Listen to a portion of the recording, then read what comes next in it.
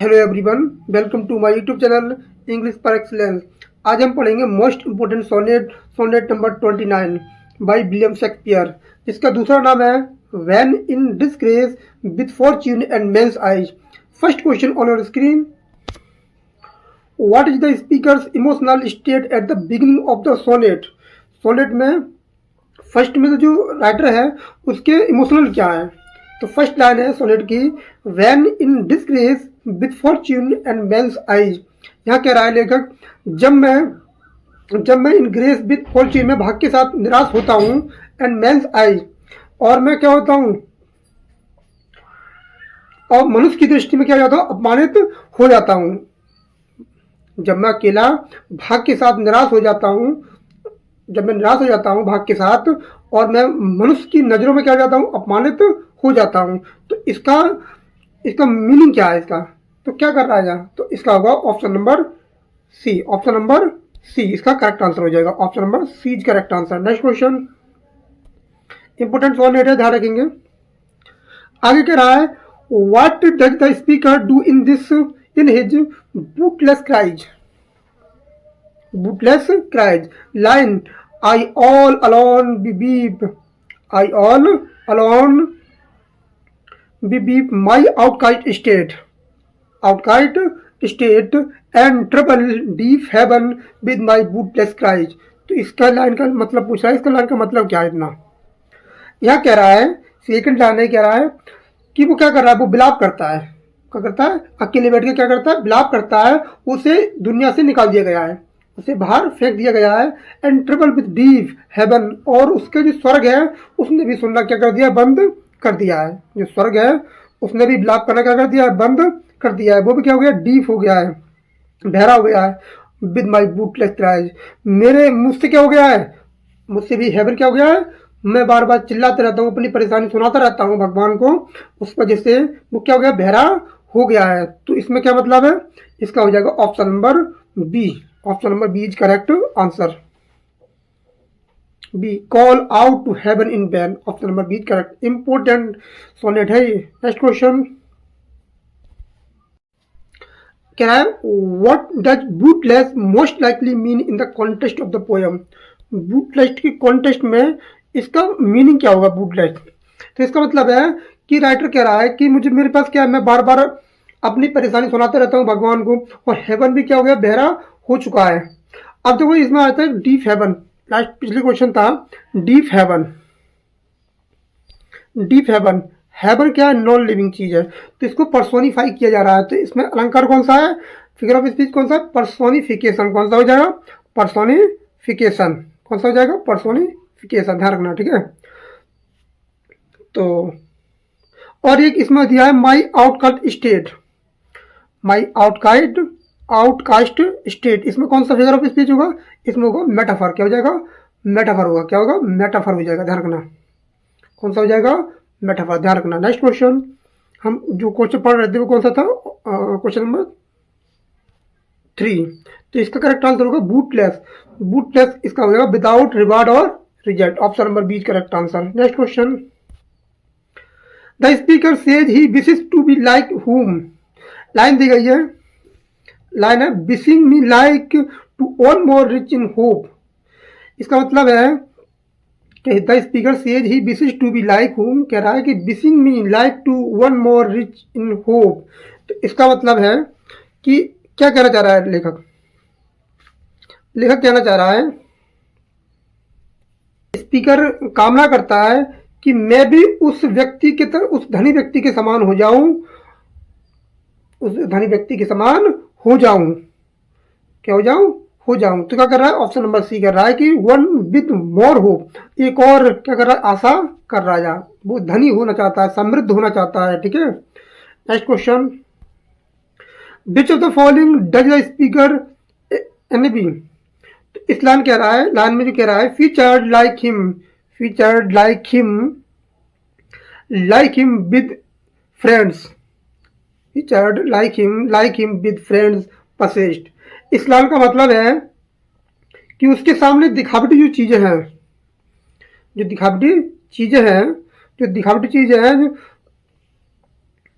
जो उसके समान धनी मित्र के समान होना चाहता है। लोग कहते हैं कि हमें किसी की बराबरी नहीं करना चाहिए, हमें किसी की बराबरी नहीं करना चाहिए। कोई धनी है तो हमें उसके धन को देखकर खुद को बराबर नहीं करना चाहिए, लेकिन रियलिटी में ऐसा नहीं है।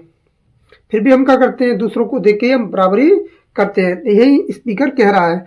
तो इसका जो करेक्ट आंसर हो जाएगा ऑप्शन नंबर कौन सा हो जाएगा, तो इसका आंसर हो जाएगा option number A. Option number A, beauty and popularity, beauty and popularity. Next question, what does desiring this man's art and that man's scope imply. तो किस चीज को इम्प्लाई करता है, इसका मतलब क्या होगा, इसका मतलब होगा option number B, he wants their talent and freedom. क्या चाहता है, ज्ञान चाहता है और आजादी चाहता है। Option number B correct answer. Next question, what does that phrase my state represent.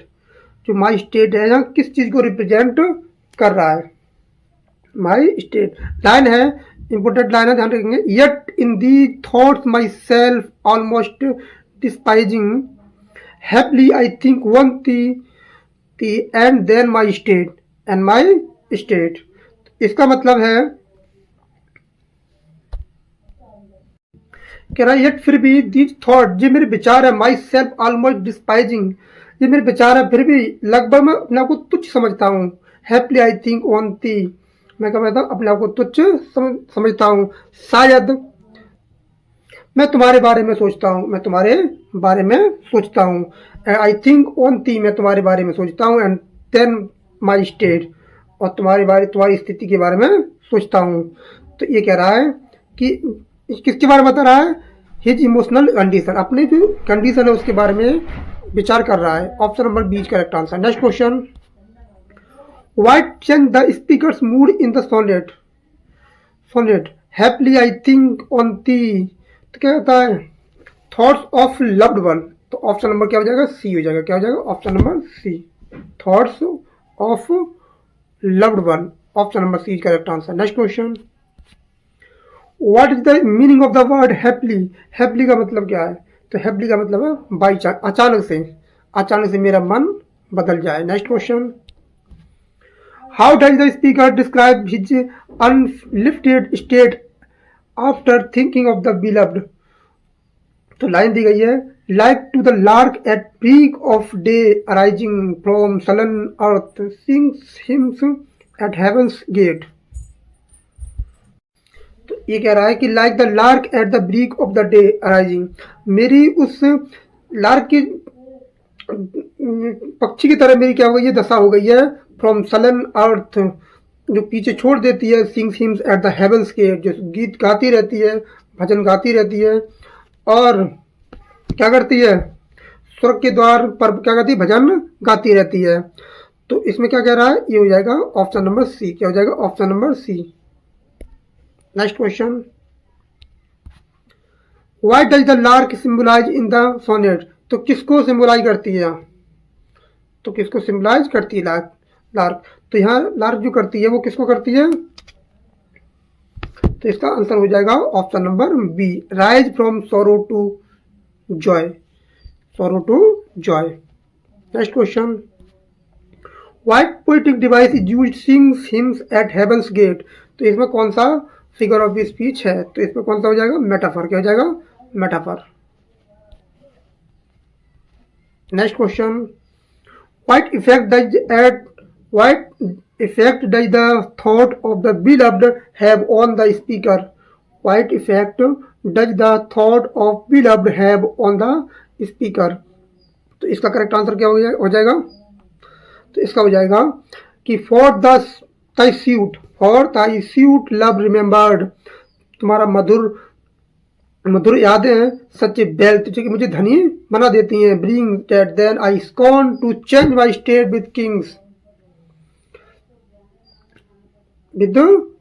ये कह रहा है कि क्योंकि तुम्हारे मधुर प्रेम का स्मरण करने में इतना धन प्राप्त होता है कि मैं तब राजाओं के साथ अपनी स्थिति बदलने में घृणा करता हूँ। मैं राजाओं के साथ भी घृणा, मतलब बैठने में क्या करता हूँ, स्थिति बदलने में घृणा करता हूँ। ये कह रहा है कि तुम्हारा जो गीत है, प्रेम है, मैं उसको इसमें करने में इतना धन प्राप्त होता है कि मैं राजाओं के साथ भी बैठने में मुझे क्या होती है, घृणा करता हूँ। तो बहुत इंपॉर्टेंट लाइन है। ये क्या है, ये कपलेट है। ये क्या है, कपलेट की लाइन है, ध्यान रखना। ये क्या है, कपलेट है, लास्ट लाइन है सोनेट की। ये क्या है, कपलेट है, ध्यान रखना। पूरा सार होता है इसमें, क्या होता है, पूरा सार होता है, निष्कर्ष होता है, कंक्लूजन होता है जान करके। तो इसका क्या हो जाएगा, ऑप्शन नंबर कौन सा करेक्ट होगा, ऑप्शन नंबर सी। क्या हो जाएगा, ऑप्शन नंबर सी। कह रहा है makes him feel rich and fulfilled, option number C, कि मुझे तुमसे इतना खुशी मिलती है कि मैं राजाओं के साथ भी बैठने में घृणा पैदा होती है, उत्पन्न होती है। ये बात बहुत बड़ी बात कह रहा है। What is the central theme of sonnet number 29, इसकी सेंट्रल थीम क्या है, तो इसकी थीम क्या है बताओ। इसकी थीम है despair turn to joy thought through love, option number C is correct answer. Next question, what is the tone at the end of the sonnet, इसकी टोन क्या है एट द एंड में, इसकी टोन है grateful and Joy, एकदम उसे आनंदित और महान बना देती है, Joy. Next question, what is mean by outcast state in the line, इसका मतलब क्या है, लाइन दी गई है आई alone be my outcast state, मैं अकेले बैठ के क्या कर रहा हूँ, विलाप कर रहा हूँ, इस दुनिया से मुझे बाहर निकाल दिया गया है। और वो बैठा बैठा क्या है, पछतावा कर रहा है। तो इसका मतलब है he is socially and emotionally isolated, मतलब मन से और समाज से क्या किया है, उसे बाहर निकाल दिया गया है। Next question,